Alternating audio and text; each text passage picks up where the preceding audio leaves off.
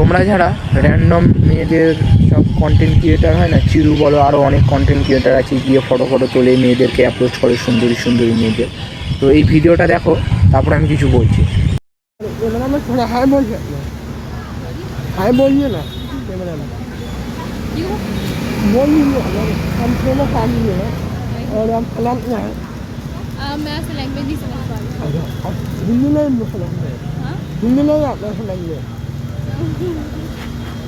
हाँ ठीक है, क्या करना है? हाँ? क्या बोलना है?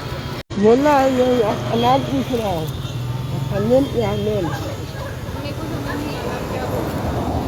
ऐसी ये बोलिए बोलिए लाइक करो कमेंट करो बोलिए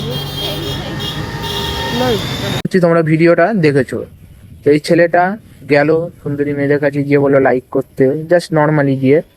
কিন্তু মেয়েগুলো কিন্তু অতটা ভালোভাবে পাত্তা দিল না। কেন? ছেলেটা হয়তো লুকটা খারাপ, দেখতে ভালো না, সে আরও অনেক কারণ হতে পারে।